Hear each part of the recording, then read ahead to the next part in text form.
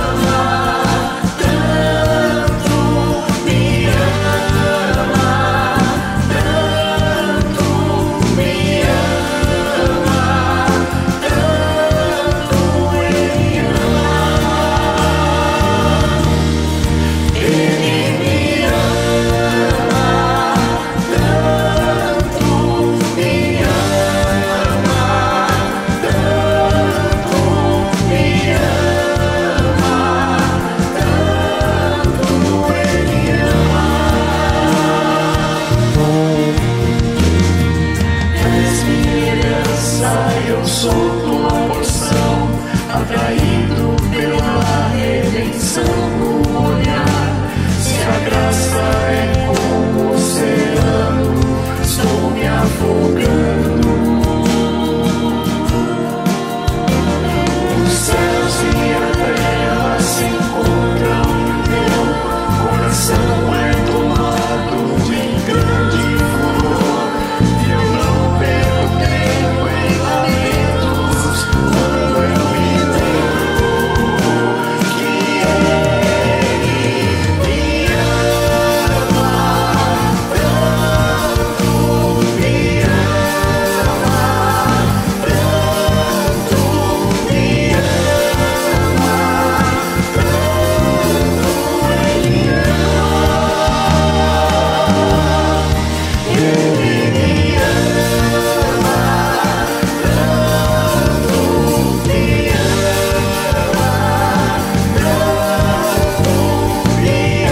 me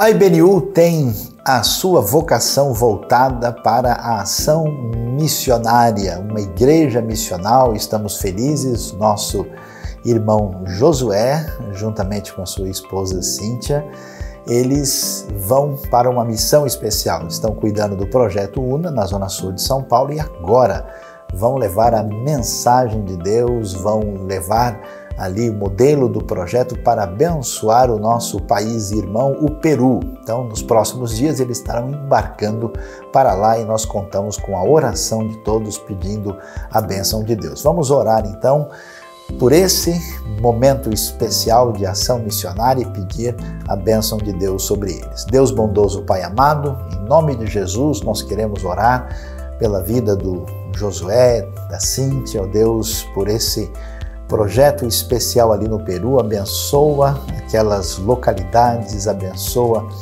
o nosso país irmão aqui próximo. Pedimos que aquilo que tem abençoado a vida das pessoas, o trabalho de Deus, a obra do poder que há no nome e no Evangelho de Jesus, que isso venha fazer a transformação ali através da vida deles. Oramos também pelo projeto UNA, pedindo a tua bênção e a tua ação especial, e nós queremos agora enviá-los, ó Deus, debaixo da tua mão como Igreja de Cristo, ó Deus, nesta proteção da tua parte. Louvamos agradecidos, orando em nome de Jesus.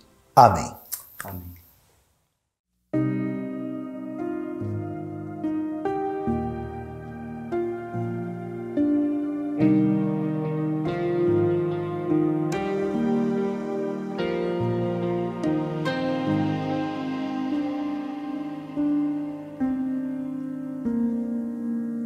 Herdeiro me tornei, sou filho desse amor manifestado em Jesus na cruz.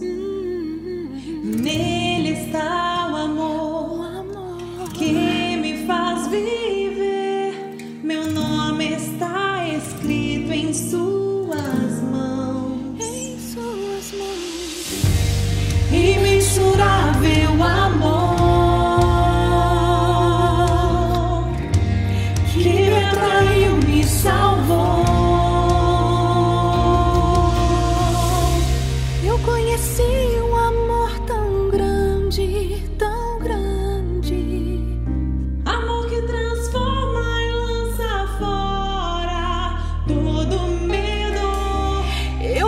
conheci um amor tão grande, tão grande.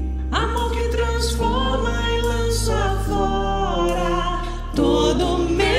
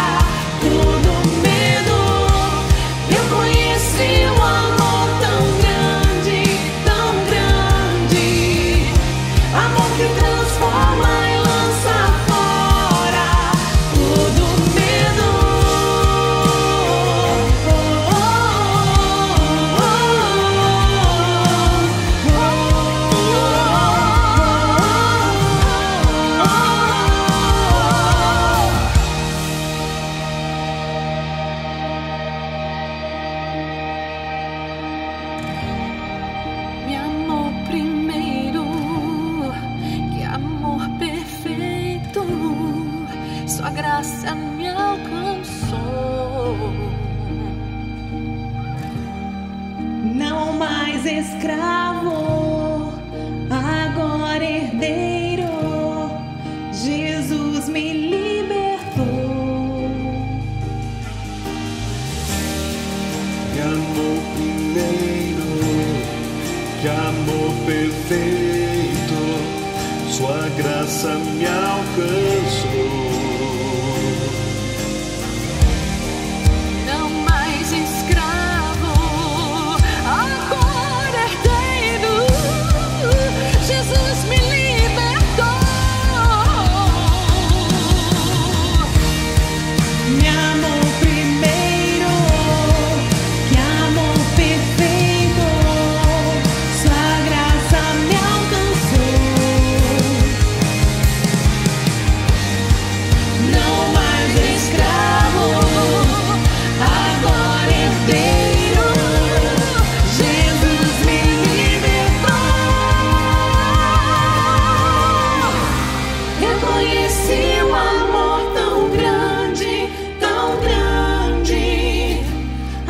Transforma e lança fora todo medo.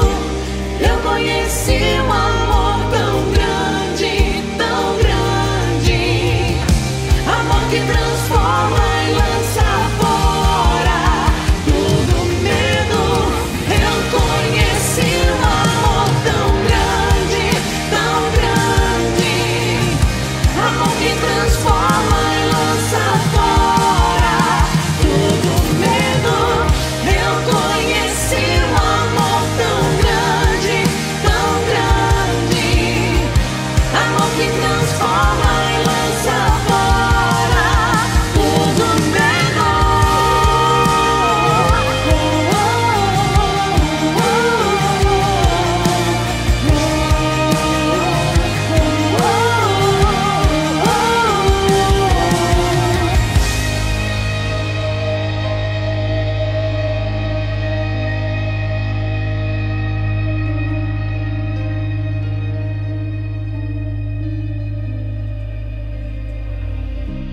Eu conheci um amor tão grande, tão grande. Amor que transforma e lança fora todo medo.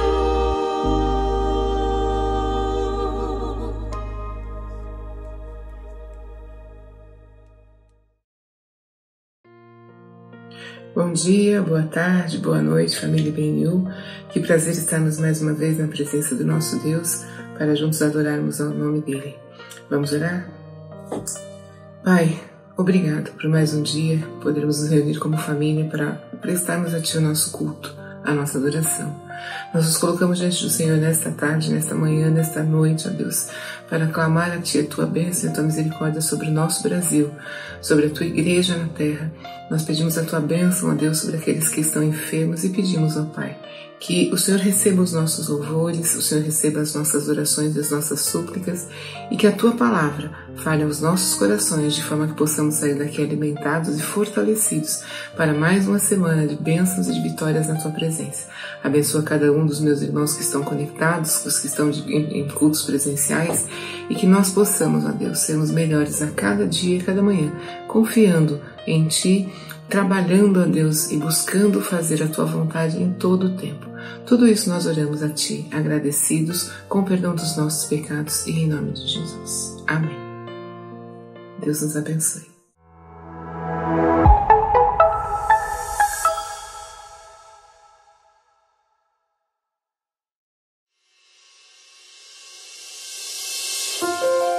Olá, igreja, paz do Senhor. Eu sou a filha da missionária Juniceia. Meu nome é Joyce.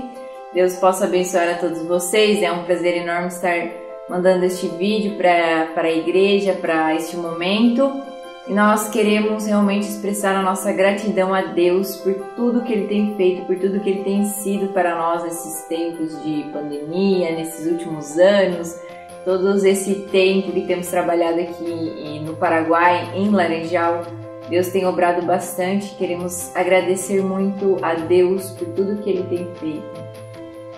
Paz, BNU, é um prazer estar comunicando com vocês através desse vídeo, dizendo que o Senhor é bom e nós louvamos o nome do Senhor porque Ele tem feito maravilhas, Ele tem feito assim, através dessa pandemia, Ele tem movido as estruturas do ser humano, especialmente em Laranjal, em Itavaí, na escola. A gente vê assim, o mover de Deus através dessa situação que o mundo inteiro foi afetado. Então nós agradecemos a Deus por tudo que Ele tem feito, pelo mover dEle na igreja, na escola, na igreja de Itavaí. E nós somos muito agradecidos a Deus pelo mover do Espírito Santo em todo lugar. Então obrigado, BNU, pelo carinho, pelo amor. Eu sei que tem muitas pessoas orando por nós e nos ajudando a estar neste lugar para que o nome de Deus seja engrandecido. Um grande abraço a todos. Obrigada. Oi, gente, tudo bem? Samuel Quinto falando. Estou aqui para falar no momento de dízimos e ofertas e dizer para você que a IBNU tem feito a diferença no Brasil e no mundo através de vários projetos, tanto de apoio aos missionários, quanto de comunidades mais vulneráveis, pessoas que precisam de ajuda, ainda mais nesse momento de pandemia que ainda não acabou, infelizmente. Então a gente quer convidar você a se envolver, conhecer esses projetos. Tem tanta gente no mundo que precisa de nós, do nosso apoio. A gente sabe que Deus é soberano, é o Senhor do ouro e da prata, mas Ele nos dá a possibilidade de, com coração grato e feliz, abençoar os irmãos, as pessoas que precisam da nossa ajuda. Então, se envolva conosco, conheça todos os projetos da IBNU e a gente pode ver isso, inclusive, nas nossas lives, inclusive nas celebrações de domingo, onde a gente tem pessoas de vários lugares do mundo. Isso é uma bênção muito grande. Então, conheça mais sobre os nossos projetos e vamos orar nesse momento. Senhor, nós te agradecemos por todas as bênçãos que o Senhor tem nos dado. Nós te pedimos por cada projeto que a IBNU tem dado apoio, que o Senhor continue com essa liderança, dando capacidade, nos mostrando como devemos ajudar, como podemos servir melhor cada dia. Dá-nos a tua bênção, continua conosco, é o que nós te pedimos e agradecemos em nome de Jesus Cristo. Amém. Fique em paz, Deus abençoe a sua vida.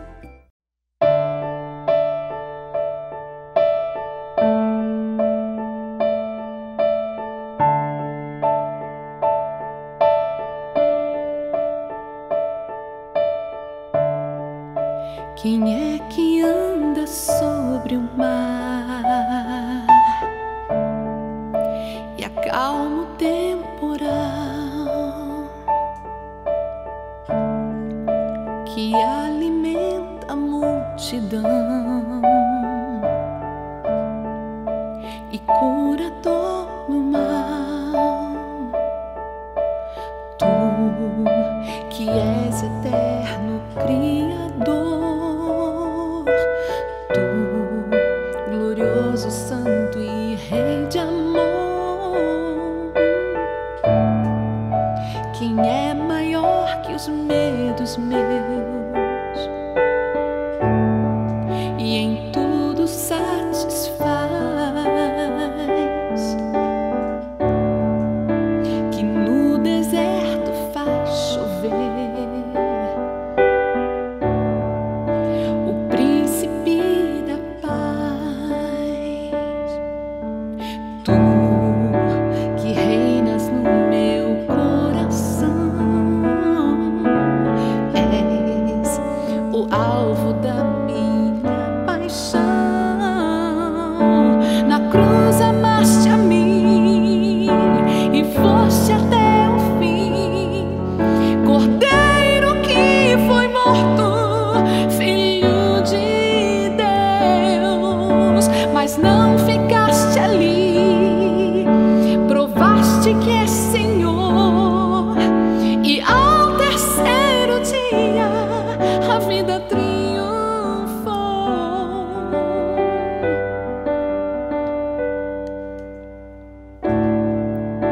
Quem é maior que os medos meus e em tudo satisfaz, que no deserto faz chover, o príncipe da paz, tu que reinas no meu coração, és o alvo da minha paixão. Na cruz amaste a mim e foste até o fim, Cordeiro que foi morto, Filho de Deus, mas não ficaste ali, provaste que és Senhor, e ao terceiro dia a vida triunfou.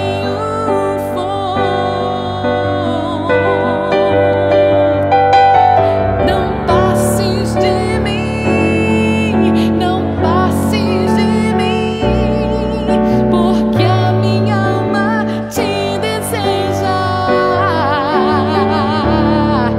Não passes de mim, não passes de mim, porque a minha alma te deseja.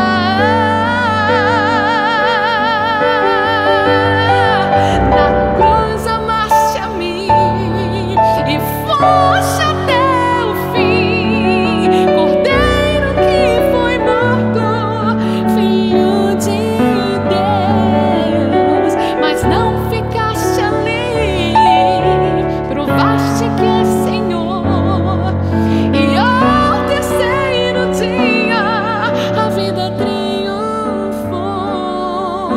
Na cruz amaste a mim e foste até o fim, Cordeiro que foi morto, Filho de Deus, mas não ficaste ali, provaste que é o meu Senhor, e ao terceiro dia a vida triunfou.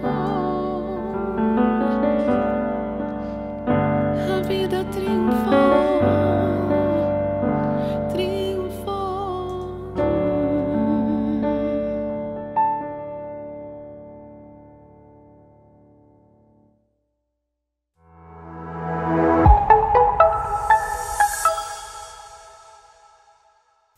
Chegamos no momento na nossa celebração onde vamos dedicar um tempo, um período para estudar o que a palavra de Deus tem a nos ensinar no dia de hoje.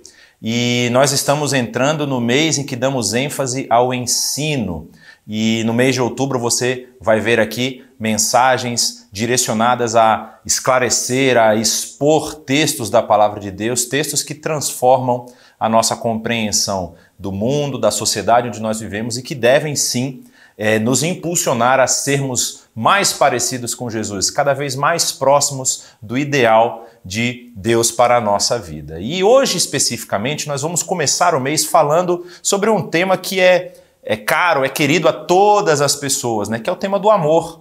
Ou seja, como que nós podemos entender esse amor de Deus, como que nós podemos entender o que esse amor de Deus, ele trabalha na nossa vida, ele nos impulsiona, ele nos faz ter atitudes diferentes para com as outras pessoas. E hoje o tema da nossa mensagem é: para demonstrar a sua fé, o amor tem que estar de pé. E o texto que nós vamos trabalhar hoje é o texto da primeira carta do apóstolo, do evangelista João, no capítulo 3. Mas é interessante, antes de nós entrarmos especificamente no texto, entendermos o contexto que nós estamos trabalhando aqui. Quando nós vamos pensar na vida dos apóstolos, e aí você, na IBNU, você tem alguns cursos que exploram e que expõem a vida principalmente do período após a ascensão de Jesus, lá narrada em Atos capítulo 1, você vai ver que vários apóstolos tiveram, alguns um fim muito rápido, outros tiveram ainda uma história extensa, outras pessoas acabam invadindo e se juntando a essa história para construir a narrativa ali da igreja que surge a partir da descida do Espírito Santo, aquela igreja que estava reunida ali em Atos, e Atos capítulo 2 vai falar muito sobre o discurso de Pedro, sobre as pessoas que ouvem essa mensagem e que são transformadas por essa mensagem. Nós vamos ver a história se estendendo e mostrando ali até o final, no capítulo 28 de Atos, quando o apóstolo Paulo, ele está encarcerado em Roma, e o texto termina dizendo que toda a guarda pretoriana já havia ouvido do evangelho, Paulo já estava ali pregando e continuando o seu ministério.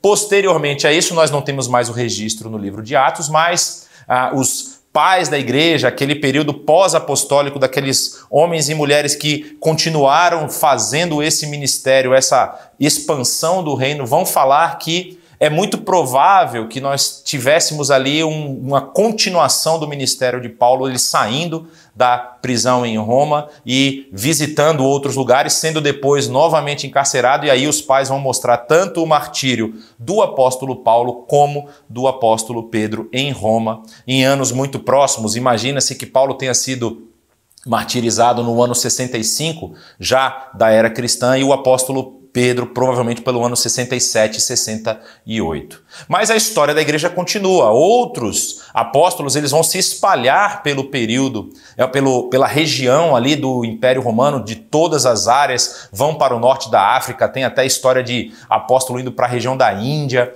e também tem aqueles apóstolos que ficam ali naquela região que foi muito trabalhada por Paulo principalmente, que é a região de Éfeso. E o apóstolo João, como nós vemos aqui, João o evangelista, a história vai dizer que em algum momento desse período, a igreja passa a ser perseguida, a igreja passa a ter uma perseguição cada vez maior, e o apóstolo João, ele acaba saindo junto com outros apóstolos da região de Jerusalém, que era onde eles tinham feito ali o centro, vamos dizer assim, o QG do seu ministério, e eles acabam saindo ali, e diz que João se muda para a cidade de Éfeso. Não se sabe exatamente em que período, em que data João muda para Éfeso, mas ali já se sabe que ele se torna o líder daquela igreja depois da morte do apóstolo Paulo. João, ele vai trabalhar aquela igreja, vai ficar ali naquela região até a sua morte. E é essa morte que depois vai ser narrada. Ele treina líderes para as igrejas da região, e nós temos dois nomes muito importantes que são já pais da igreja, são pessoas que são discípulos dos discípulos de Jesus. Por exemplo, aí Policarpo e Papias, eles narram, eles contam parte da história da vida de João, falando das coisas que João havia feito enquanto estava em Éfeso, falando inclusive do seu encarceramento, treinamento na região de Patmos e eles depois vão ser repetidos, né? Eusébio de Cesareia, que é um dos primeiros historiadores da igreja, por volta do 3º século, ele vai narrar muitas coisas que Policarpo e Papias escreveram a respeito do apóstolo João. E João, como nós vamos ver na história, ele escreve cartas para orientar as igrejas da região, tanto a igreja em Éfeso, como outras igrejas ali. Você lembra, por exemplo, que o apóstolo Pedro escreve cartas para igrejas que estão na região da Galácia. Paulo também escreveu cartas tanto para a igreja em Éfeso, como para outras igrejas ali da região. Era uma prática comum e o apóstolo João também faz isso. Ele escreve cartas e orienta essas igrejas. E nós sabemos que ali por volta da última década do 1º século, ali depois do ano 90, João ele é enviado por Domiciano, que é o imperador do momento, para Patmos, é o seu exílio, é onde ele é colocado ali em encarceramento. E lá em Patmos existe a grande revelação, a visão de João sobre o fim dos tempos, sobre o Apocalipse. E ele escreve essa grande obra para explicar para a igreja, para mostrar para a igreja a vitória final do reino de Deus. E essa é uma história muito importante, muito valiosa para nós. E depois os seus discípulos também falando da sua vida, falam que ele sai de Patmos e ele vem a falecer na cidade de Éfeso, já em idade avançada. João, ao que se sabe, existe na verdade uma dúvida com relação a Bartolomeu, mas João, ao que se sabe, é o único dos apóstolos que não foi martirizado, é o único que morre em idade avançada. E por que isso é importante? Quando você vai lembrar, por exemplo, do Apocalipse, logo no início da carta, existem 7 pequenas cartas escritas para as igrejas. E quando nós falamos das 7 igrejas do Apocalipse, das 7 igrejas da Ásia Menor, é interessante nós olharmos aqui a posição geográfica dessas igrejas. Olha só, acompanha comigo aqui no mapa, que você vai ver ali que tem o nome Lídia no meio do mapa. Abaixo de Lídia está a cidade de Éfeso, que é a cidade central do ministério de João nesse período. E João escreve as cartas e ele segue uma ordem que parece ser como se fosse um caminho que as pessoas faziam quando queriam visitar as igrejas. Olha que interessante, a primeira carta ele escreve para a cidade de Éfeso, depois ele escreve a cidade de Esmirna, que está ao norte de Éfeso, a mais ao norte está a cidade de Pérgamo, que é a terceira carta, depois ele escreve uma carta para Tiatira, que está a leste da cidade de Pérgamo, abaixo da cidade de Tiatira está a cidade de Sardes, um pouco ao lado de Sardes está Filadélfia, abaixo de Filadélfia está Laodiceia, depois tem um caminho antigo, um caminho que era utilizado inclusive pelos romanos, de volta até a cidade de Éfeso, fazendo aí esse caminho circular. Alguns estudiosos falam que a ordem das cartas que aparece no livro do Apocalipse dá a entender que a ideia era justamente que a pessoa que fosse entregar essas cartas, fosse circulando e visitando todas as pequenas comunidades que havia ali naquela região. Com certeza havia igrejas que já haviam sido formadas de pessoas que eram discípulos de João da cidade de Éfeso, que estavam ali espalhadas por aquela região, e a tarefa dessa pessoa era justamente passar novamente por essas cidades, reforçando a fé, explicando aquilo que havia acontecido, dando novas orientações a respeito da fé em Cristo Jesus. Então, quando nós vemos todo esse ensejo, toda essa intenção do Espírito Santo através de João de ensinar a sua igreja, nós vamos ver que na primeira carta que João escreve, que está lá registrada no Novo Testamento, algumas pessoas até chegaram a contestar a autoria de João, porque há um escrito também muito antigo dos pais da igreja que fala de um João o velho, João o ancião. E havia aí uma confusão. Temos ali o João que é o discípulo de Jesus e nós temos um outro João que acabou se convertendo na cidade de Éfeso, e esse outro João é o autor aí das cartas. Mas depois assim de alguns debates, o consenso hoje é que na verdade o João ancião, ele é o João que foi conhecido em Éfeso, não era mais aquele João jovem que era discípulo de Jesus, ele já havia crescido, havia chegado a uma idade avançada e havia se mudado para Éfeso, e aí provavelmente a própria igreja o chamava de um ancião da igreja, um líder da igreja, e estamos falando aí da mesma pessoa. Então esse João que escreve a carta é provavelmente o João que foi sim discípulo de Jesus, que registra os relatos de Jesus lá no Evangelho. E a data de autoria dessas cartas, tanto do Evangelho de João como das 3 cartas, elas compreendem esse período aí, entre o ano 87 e o ano 95 já da era cristã, e ele escreve essa carta de Éfeso, da cidade de Éfeso, que era a cidade principal onde ele estava desenvolvendo o seu ministério. E quais são os destinatários dessa carta? Ele escreve essa carta, que é uma carta circular, para as igrejas que estão ali naquela região, para as pessoas que estão acompanhando o desenvolvimento desse evangelho. E a ideia dessa carta é porque começava a surgir uma doutrina que o apóstolo Paulo havia enfrentado em certa parte em outros lugares também, mas agora ela está mais forte, ela está mais embaçada, que é a doutrina chamada do gnosticismo. E ela é uma doutrina que criou uma heresia muito grande a respeito de Jesus e da sua vinda aqui na Terra. Então, o que significava essa palavra gnosticismo? Vem a ver com gnose, com conhecimento, com você ter um conhecimento mais elevado. E a teoria principal por trás desse gnosticismo era que ela emprestava um pouco dos temas muito comuns na filosofia grega, dizendo que havia aí uma distinção muito clara entre o que é matéria e o que é espírito, ou seja, as coisas espirituais são coisas superiores, elas são coisas mais puras, elas são coisas que você deveria almejar, enquanto as coisas materiais, as coisas do corpo, elas são coisas negativas, elas são coisas que te trazem para a impureza. Então, o gnosticismo cria que à medida que você ia se libertando dessas coisas, você ia alcançando novos níveis de conhecimento e você chegava ao que eles chamam de pleroma, que era a camada superior do conhecimento, onde os espíritos libertados das coisas do corpo estavam habitando.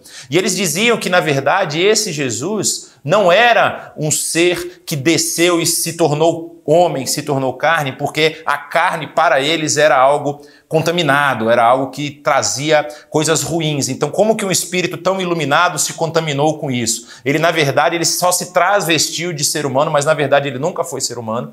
E é por isso que quando você lê a carta de João, e eu convido você a fazer isso hoje, num período aí do seu dia, essa é uma carta curta, são apenas 5 capítulos, você vai ver esse tema recorrente, forçando as pessoas a confirmarem a crença, a fé de que Jesus sim veio em carne, que Jesus sim habitou entre nós. Então esse é vamos dizer assim, o tema central, é o objetivo dessa carta, esclarecer para a igreja essa dúvida que havia surgido no meio dela e deixar realmente em panos limpos. Jesus é o Filho de Deus, Jesus veio em carne, Jesus esteve entre nós e a sua morte, o seu sacrifício é o caminho pelo qual Deus definiu que a salvação chegaria até nós. Então, quando nós vamos avaliar agora, nós vamos entrar no texto especificamente, eu convido você a fazer um exercício aqui de memória, né? Porque nós estamos falando de um período de quase 60 anos depois, na verdade um pouco mais de 60 anos depois do período que Jesus já havia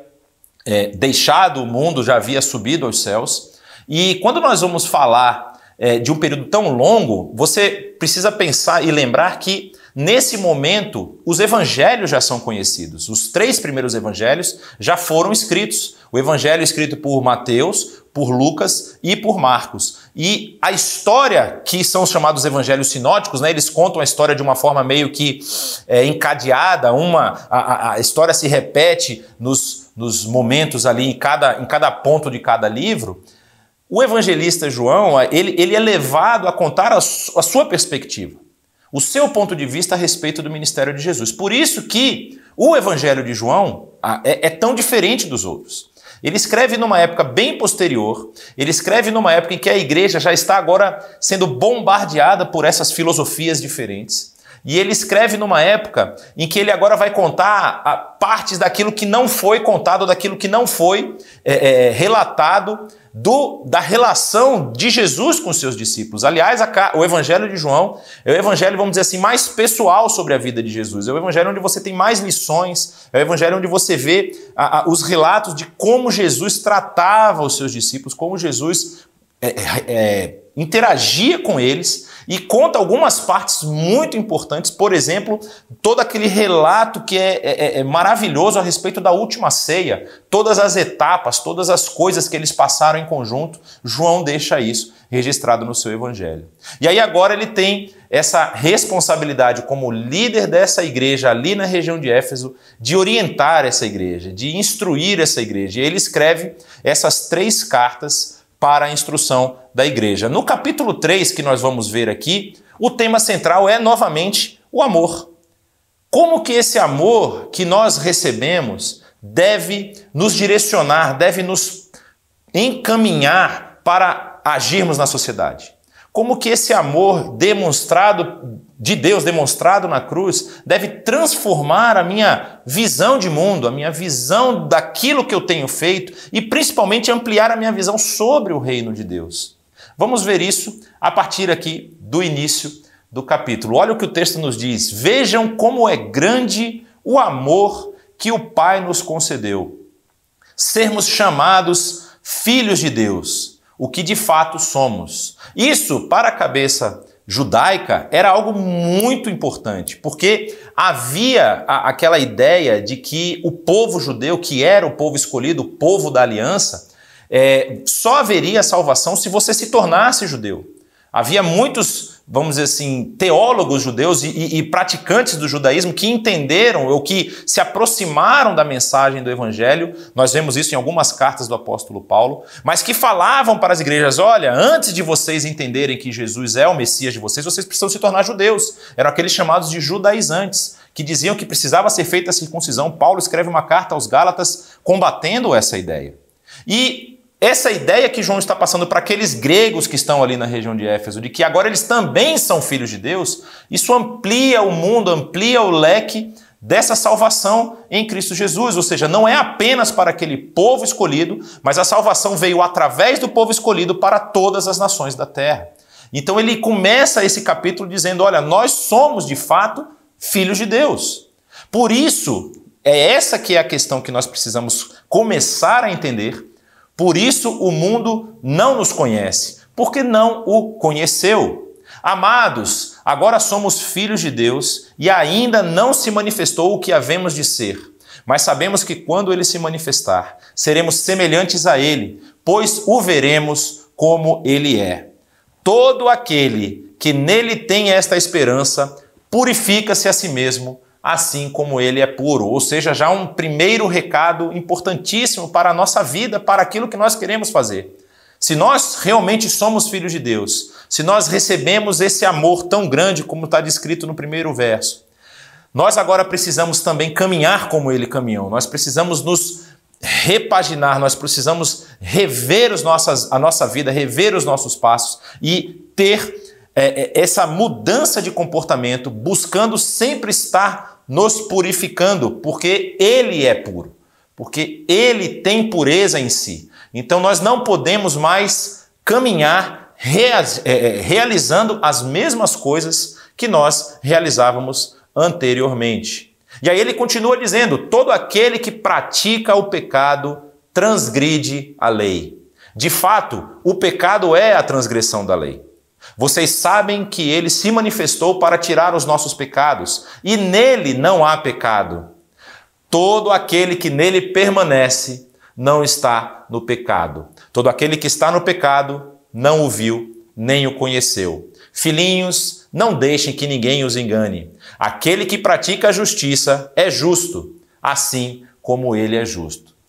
Ele já começa a nos dar as orientações de como nós podemos transformar a nossa vida, como nós podemos combater aquilo que o pecado causou em nós. E ele diz, todo aquele que nele permanece não está no pecado. Ou seja, nós precisamos caminhar em direção a seguir Jesus, seguir os passos de Jesus, seguir as ações, aquilo que Jesus entregou aqui de ensinamentos, de vida, de comportamento. Esse deve ser o nosso padrão de vida, esse deve ser o nosso padrão de procedimento na nossa caminhada. E quando nós fazemos isso, nós estamos demonstrando que nós realmente somos de Deus, que nós realmente somos seus filhos, que nós realmente recebemos e entendemos esse amor e estamos caminhando conforme o seu filho caminhou. E aí ele continua dizendo: aquele que pratica o pecado é do diabo, porque o diabo vem pecando desde o princípio. Para isso, o Filho de Deus se manifestou, para destruir as obras do diabo. Todo aquele que é nascido de Deus não pratica o pecado, porque a semente de Deus permanece nele. Ele não pode estar no pecado, porque é nascido de Deus. João está dando um recado muito direto à sua igreja. João está dando um recado para aquela igreja da época e para nós hoje, dizendo o seguinte: se nós realmente somos nascidos de novo, se nós fomos transformados, somos novamente nascidos em Deus, nós temos essa semente de Deus que permanece em nós. Essa semente que transforma o nosso comportamento, essa semente que transforma a nossa ação. E nós temos a certeza, a convicção, a garantia de que Deus realizou isso em nós, porque é para isso que o Filho se manifestou. O Filho se manifestou para destruir as obras do diabo. Então não dá para a gente falar assim: ah, mas a minha natureza pecaminosa é muito forte. Eu não consigo romper com o meu ciclo de pecado. Se você tem vivido uma vida onde o pecado ele é constante na sua vida, você ainda não entendeu completamente o que Deus fez por você. E talvez você está ali no ambiente religioso, você está ali vivendo a vida da igreja, vivendo a vida da comunidade, mas a transformação não aconteceu no seu coração. E eu não estou dizendo aqui que nós não vamos pecar nunca mais. Essa também é uma outra história que não tem parâmetro bíblico. O próprio apóstolo Paulo fala lá na carta aos Romanos que o bem que ele quer fazer ele não faz, mas o mal que ele odeia, esse ele pratica. A nossa luta contra o pecado ela é constante, mas nós precisamos, na verdade, ter essa certeza de que Jesus veio para destruir as obras do diabo e nós não podemos ter o pecado como algo que é comum na nossa vida. O pecado, ele precisa me incomodar. O pecado, quando eu cometo alguma coisa contrária à ação de Deus, ele precisa me trazer dor, ele precisa me trazer arrependimento, ele precisa me fazer reavaliar os passos que eu estou dando. E se isso não está acontecendo, se você tem tido algum comportamento que você fala assim: ah, mas isso é normal, todo mundo faz, é assim mesmo que as coisas são, a gente precisa evoluir, precisa ter uma mente mais aberta, muito cuidado. Talvez essa semente de Deus não nasceu ainda no seu coração. E dessa forma, ele continua a partir do verso 10, desta forma nós sabemos quem são os filhos de Deus e quem são os filhos do diabo. É uma palavra um pouco forte aqui de João, porque João está combatendo pessoas que estavam destruindo ou que estavam tentando modificar esse entendimento da salvação de Deus em Cristo Jesus dentro da igreja. Esses gnosticistas, esses que estavam trazendo essas ideias novas, eles estavam no meio do povo, estavam transformando a visão do povo. E, inclusive, no segundo século, a partir ali do ano 150, surgem dois grandes gnósticos que são dois grandes filósofos gnósticos da região de Éfeso ali, que vão causar muito problema para a igreja. Os pais da igreja vão relatar isso depois. Então essa ideia que estava surgindo ali naquele momento, que estava transformando a visão de algumas pessoas, precisava ser combatida com força. E aí João diz: nós vamos conhecer aqueles que são filhos de Deus e quem são filhos do diabo, justamente de que forma? Quem não pratica a justiça não procede de Deus, tampouco, novamente o nosso tema aqui, quem não ama o seu irmão. Por isso que o paradigma de entender se nós estamos ou não pertencendo a essa comunidade, pertencendo a essa irmandade de fé, pertencendo à família de Deus, é se o amor de Deus ele flui da minha vida em direção ao meu irmão. Se o amor de Deus que Deus derramou por mim em Cristo Jesus atinge a vida do meu irmão, se eu olho para o meu irmão, eu não olho mais para o meu irmão com raiva, com ódio, ainda que ele tenha falhado comigo, mas eu olho com amor. Eu olho para a vida dele e falo, esse também é um que Deus amou e que Deus derramou do seu amor sobre a vida dele. Afinal de contas, o texto vai nos dizer que o amor de Deus ele foi derramado por toda a humanidade.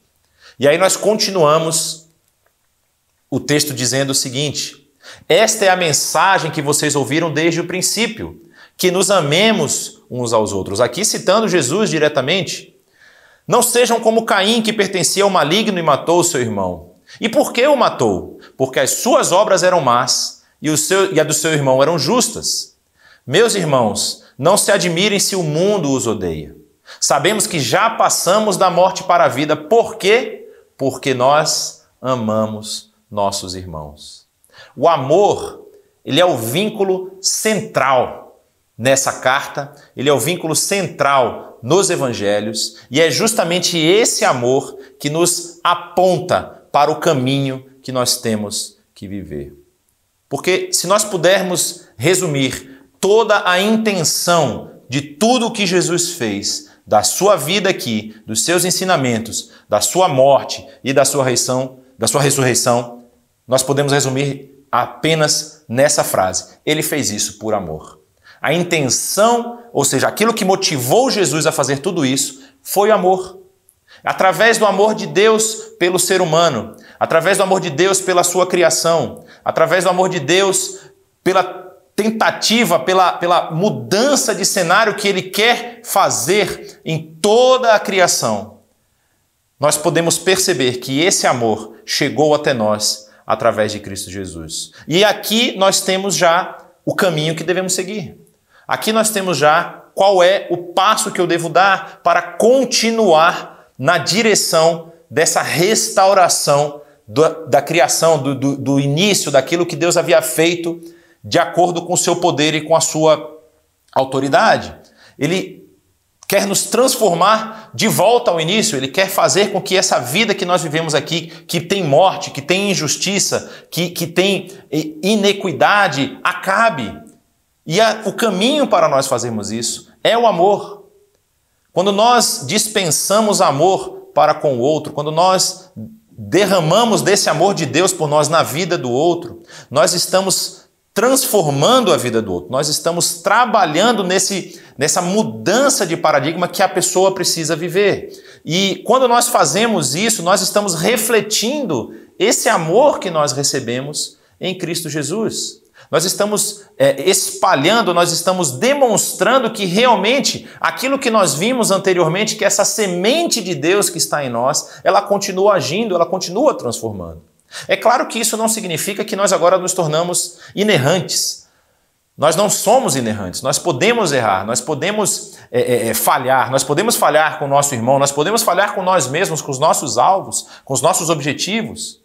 Mas isso não deve gerar em nós um sentimento de ódio ou um sentimento de culpa eterna, porque é justamente para destruir esses sentimentos, para destruir essa ideia corrupta, essa ideia terrível de que nós não temos solução, que Jesus veio. A solução está em Jesus e no seu amor.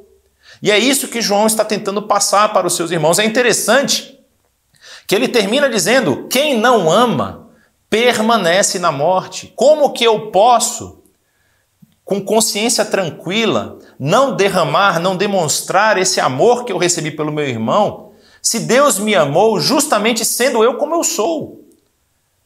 É interessante nós pensarmos isso, porque ele vai continuar dizendo que quem odeia seu irmão, ele é assassino. E vocês sabem que nenhum assassino tem a vida eterna em si mesmo. Ou seja, quando nós odiamos, quando nós destilamos ódio, quando nós queremos o mal do nosso irmão, nós já estamos matando ele. Mesmo que não fisicamente, mas nós estamos nos tornando como os assassinos. Por isso que o ódio, ele não pode estar dentro do ambiente da família de Deus. Se você pensar como você é, as coisas que você faz, as coisas que você acha que você acerta, as coisas que você sabe que você erra, você percebe que essa sua imperfeição, ela não pode caminhar junto com a perfeição de Deus.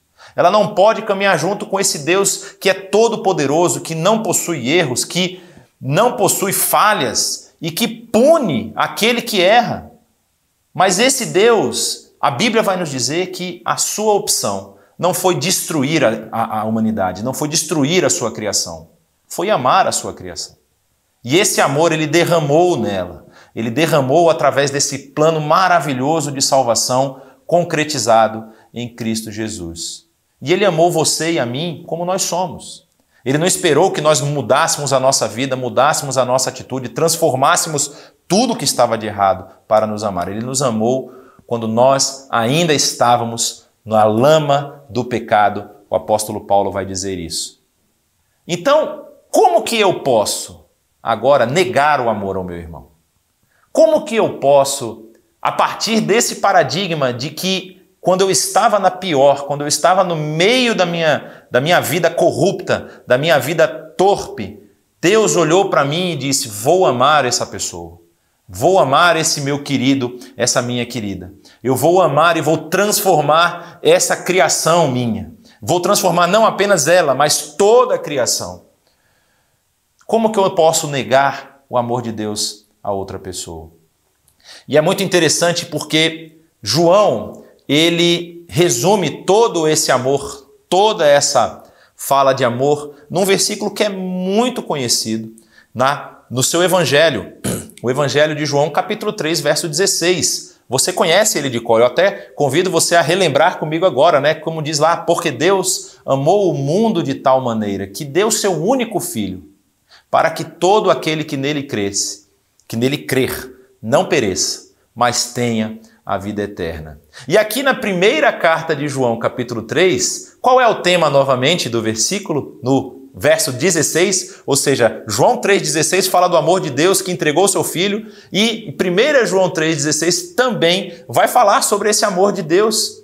E ele diz o seguinte: nisto conhecemos o que é o amor.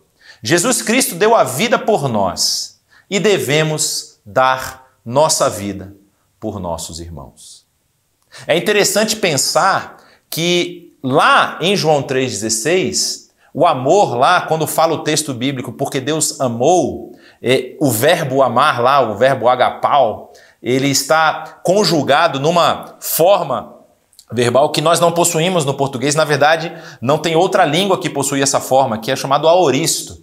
E essa conjugação, ela aponta para uma ideia dentro do grego, que é uma ideia que aconteceu no passado, é uma ideia completa que aconteceu no passado. E essa ideia passada, ela tem os seus efeitos refletidos ao longo da história. Então, Deus amou o mundo, não sabe-se quando Deus amou o mundo. Foi ano passado? Foi há 10 anos atrás? Foram há 10 décadas, 10 milênios, centenas de milênios atrás? Quando Deus amou? Não importa. O que importa é que esse amor refletiu-se na história. E nós somos atingidos pelo reflexo desse amor. E aí quando nós vemos aqui o verbo conhecer, ele não está no aoristo. Ele está no que é chamado perfeito. Ele está no tempo perfeito, ou seja, no tempo completo. João, quando ele escreve essa carta e vai falar desse amor que nós temos que conhecer, ele vai dizer que nós conhecemos, nós podemos conhecer perfeitamente esse amor. Ou seja, a parte que nós podemos conhecer desse amor, né? É claro que o amor de Deus ele não cabe no nosso entendimento, ele é muito maior do que aquilo que nós podemos pensar. Mas a parte que Deus deu a nós para conhecer, que Ele nos permitiu conhecer, nós podemos conhecer completamente, justamente em Jesus Cristo, que deu a sua vida por nós. E a nossa ação direta, a partir desse ponto, é que nós devemos dar a nossa vida pelos nossos irmãos. E aí João, como ele está falando para várias pessoas de várias diferentes classes sociais e de várias regiões ali da região de Éfeso, onde ele está liderando a sua igreja, ele também vai falar das questões materiais. Como ele diz, olha, se alguém tiver recursos materiais e vendo seu irmão em necessidade e não se compadecer dele, como pode permanecer nele o amor de Deus? Até as nossas posses, até aquilo que nós temos, precisa estar dentro desse novo paradigma. Aquilo que Deus permitiu que nós gerenciássemos, aquilo que Deus permitiu que estivesse em nossas mãos, precisa ser usado para abençoar a vida dos outros. Ah, então quer dizer que eu tenho que fazer como o pessoal lá em Atos fazia, vender tudo e vamos morar todo mundo junto? Acho que na sociedade atual isso não teria o mesmo impacto. Naquela sociedade tinha um impacto muito grande. aquilo que aconteceu lá em Atos capítulo 4. Mas na sociedade atual, o se compadecer do outro, tentar transformar a vida do outro, já é algo que tem um impacto muito grande. Porque hoje nós pensamos e somos levados a sempre pensar no individualismo, naquilo que eu posso conquistar, naquilo que eu posso fazer, no meu nome ganhar destaque nas regiões, nos lugares onde eu caminho, eu ser uma pessoa conhecida. A gente até teve uma live muito interessante sobre carreira e ministério e negócios e tudo mais, e nessa live nós falamos sobre isso, como hoje as pessoas elas vivem do flash do Instagram, do flash do YouTube, do flash do TikTok. As pessoas querem aparecer, as pessoas querem ser conhecidas, querem ter o seu nome exposto aí em todos os outdoors da cidade. Mas o que a Bíblia vai nos ensinar é que nós não precisamos de nada disso. Aliás, a nossa fama ela tem que ser apenas por aquilo que causa impacto na sociedade. Ou seja, as pessoas têm que olhar para a gente e falar, mas você faz isso? Você doa para as pessoas? Você não acha que você está sendo enrolado? Se eu estou sendo enrolado, não é um problema meu. Eu sei que aquilo que Deus me deu, aquilo que Deus colocou na minha mão, eu preciso usar para transformar a vida dos meus irmãos e das minhas irmãs. E aí ele continua dizendo, filhinhos, não amemos de palavra nem de boca, mas em ação e em verdade. Não adianta apenas eu ficar dizendo, nós precisamos fazer, nós precisamos abençoar, nós precisamos fazer isso, se eu não colocar isso em ação de verdade.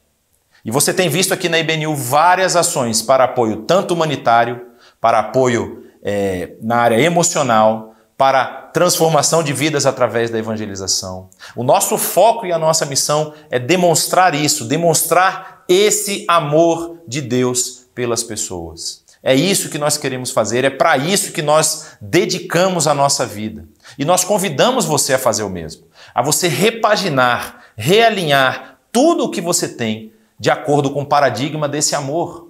E é muito forte isso. Quando João fala aqui, eu vou voltar aqui no verso 16, quando João fala que nós podemos conhecer o amor de Deus através dessa sentença maravilhosa, Jesus Cristo deu a sua vida por nós. Ele não espera nada menos do que a mesma ação de nós para com os outros, de mim e de você. Ele não espera nada menos. Se Jesus deu a vida por você, vá lá e dê a sua vida pelos seus irmãos. Assim, verso 19 continua, saberemos que somos da verdade e tranquilizaremos o nosso coração diante dele quando o nosso coração nos condenar, porque Deus é maior do que o nosso coração e sabe de todas as coisas. Aqui ele já está dizendo, você vai continuar tendo que lutar contra as suas falhas, você vai continuar tendo que lutar contra o pecado que age ainda em você. Mas o seu coração vai estar tranquilo diante do nosso Pai, porque você caminha nessa verdade e você pratica o amor que você recebeu.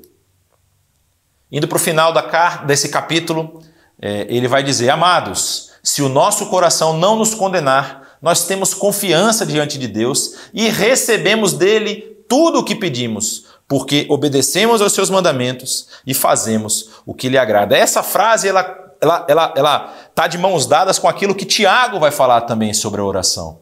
Quando ele diz que nós não recebemos o que pedimos porque pedimos mal, pedimos para os nossos próprios deleites, os nossos próprios prazeres. Mas se nós caminhamos nesse amor, se nós aplicamos esse amor, aquilo que nós pedimos está alinhado com aquilo que Deus quer de nós. E aí por isso, Deus terá prazer em nos dar.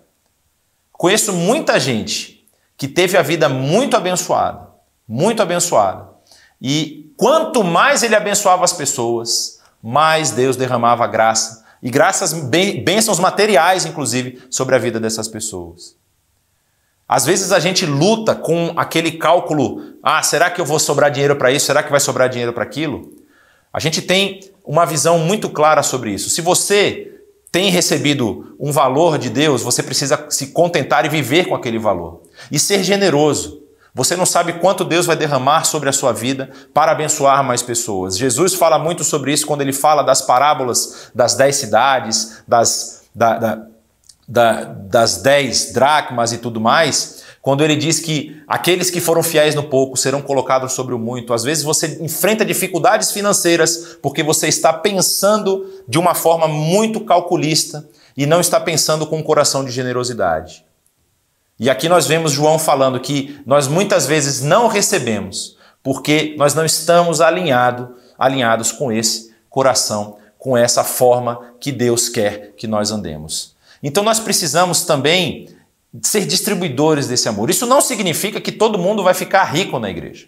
Isso não significa que agora os seus problemas financeiros se acabaram. De forma alguma. Existem muitos casos de pessoas, inclusive, que escolheram viver na pobreza para abençoar vidas. Existem casos de pessoas que na época em que a escravidão ainda era algo muito comum, se venderam como escravos. Ou seja, sem nenhuma posse, sem nenhum material, sem nenhum bem, só para ter a oportunidade de pregar o evangelho a pessoas que não haviam ouvido ainda. Então Deus vai colocar no seu coração aquilo que é necessário para você cumprir essa missão.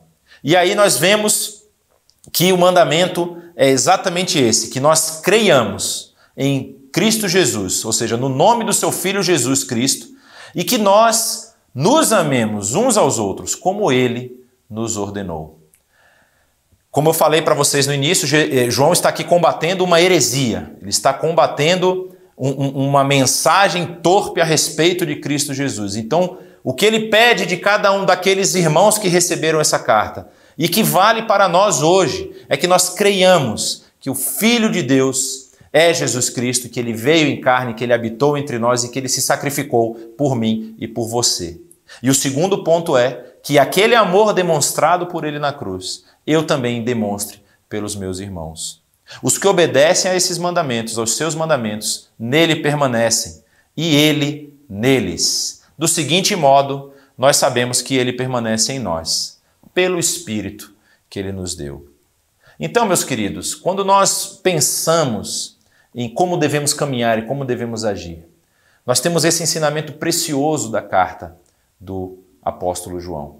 Esse ensinamento que demonstra que não é apenas sentir pena das pessoas. Eu tenho muita dificuldade quando alguém vira para mim assim do meu lado e você está, por exemplo, num semáforo e as pessoas estão lá pedindo dinheiro. Nossa, que pena eles estão pedindo dinheiro. Há uma grande diferença entre você sentir pena e você ter misericórdia. A palavra misericórdia, ela é uma palavra latina que se divide em misere e cardia, ou cordis, não é? Que fala que a miséria do outro dói no seu coração. E é interessante você pensar, trazendo isso para o lado pessoal. Você pode ter um irmão, uma irmã, um filho, uma filha. Imagina que você entra na sala do médico e o médico vira para você e fala, olha, seu parente, seu filho, sua filha, seu pai, sua mãe, seu irmão, ele está tendo falência do rim. O rim dele não está mais funcionando. Ele vai precisar entrar numa fila de transplante.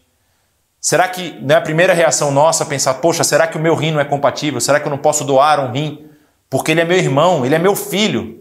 Eu sei que pela minha filha faria isso imediatamente. Se a minha filha tivesse uma situação dessa, num primeiro momento, a primeira pergunta é, posso ver se o meu rim é compatível? Para ela poder ter uma vida melhor? Isso é misericórdia, isso é se compadecer do outro, isso é querer ver a transformação na vida do outro, não apenas sentir pena. E é isso que Deus pede de nós, é isso que João está nos ensinando, que esse amor, ele precisa agir verdadeiramente na vida das pessoas. Ele precisa transformar a situação do outro. Não é apenas eu olhar e falar realmente a situação está muito complicada, é o que eu posso fazer para transformar a vida do meu irmão. Esse é o verdadeiro amor que Deus espera de cada um de nós. Que você possa refletir sobre isso. Ver se na sua vida esse amor tem sido derramado pelos seus irmãos. E transformar a sua caminhada, transformar a sua trajetória. Orar por aqueles que estão em necessidade, se colocar à disposição de ajudar, colocar tudo aquilo que Deus tem dado a você, seus bens, a sua capacidade, a sua inteligência para melhorar a vida das pessoas. Ser essa bênção no reino, essa bênção na vida dos seus irmãos, conforme nós lemos na carta de João. E que Deus nos abençoe.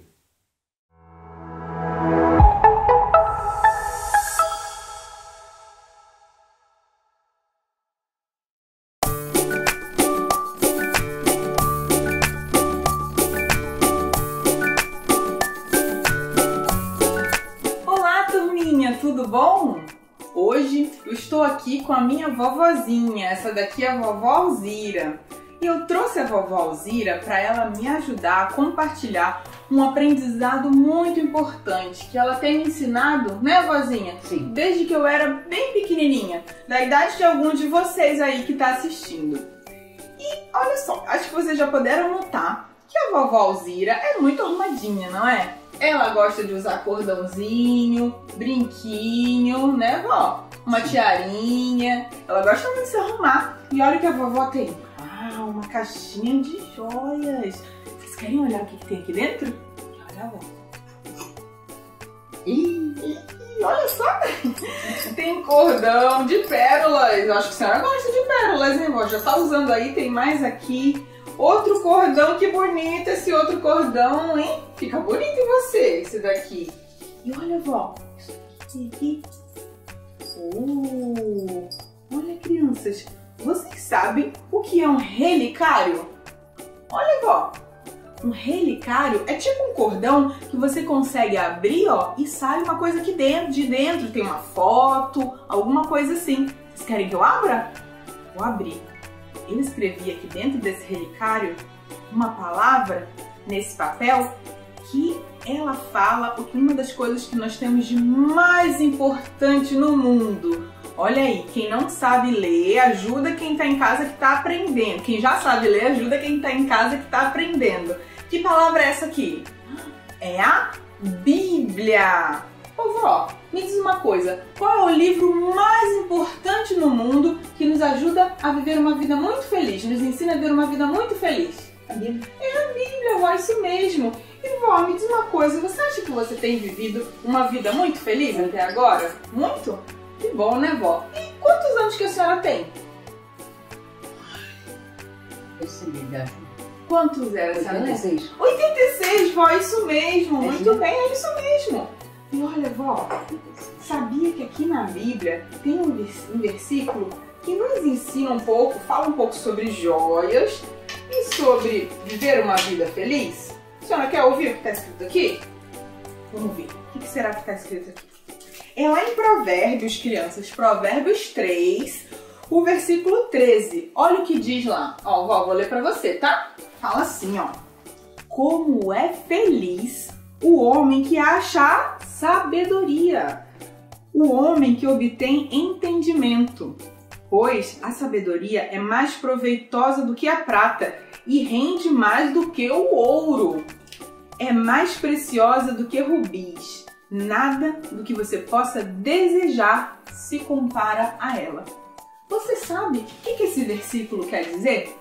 Esse versículo, ele nos ensina que, ó, você pode ter muitas coisas no mundo. Você pode ter muito dinheiro, muitas joias, né, vó? Muitos brinquedos, muitos objetos e muitas coisas. Mas existe algo que não se compara a nada disso. Tudo isso aqui você pode guardar, ó, que não se compara. E isso se chama sabedoria. E vocês sabem onde nós podemos encontrar sabedoria? Ah, vou guardar aqui e falar para vocês. A verdadeira sabedoria, cada tudinho, nós só podemos encontrar aqui, na Palavra de Deus.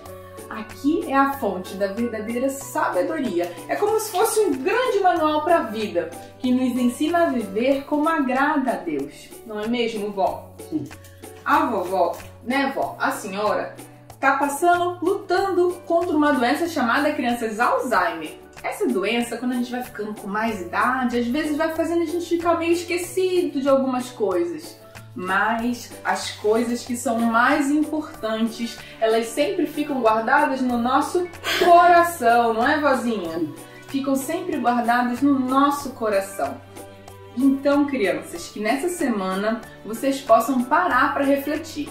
Quanto que nós temos aprendido sobre a Palavra de Deus? Quanto tempo nós estamos gastando, podendo aproveitar desse presente tão precioso e que aqui no Brasil nós podemos, ó, pegar e abrir e ler e aprender à vontade. Esse mês aqui na Turma das Nações nós vamos estar aprendendo sobre ensino, sobre aprender da Palavra de Deus e sobre como nós podemos obter sabedoria. Não é, vó? Então, que vocês fiquem com essa palavra no coração e pensando sobre tudo isso, viu?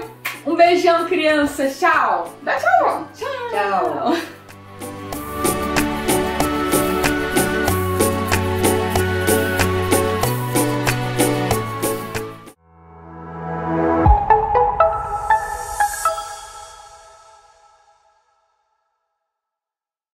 O ensino IBNU está a todo vapor e nós temos aí cursos novos na nossa teologia missional, fechando o nosso ano com 2 novas disciplinas, começando agora em outubro.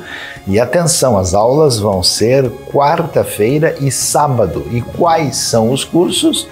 Os cursos são a arte de pregar e comunicar a mensagem. Qual é a maneira correta de fazer uma pregação, de trazer a mensagem de Deus? Onde está o segredo disso? Você precisa fazer esse curso aqui conosco na IBNU.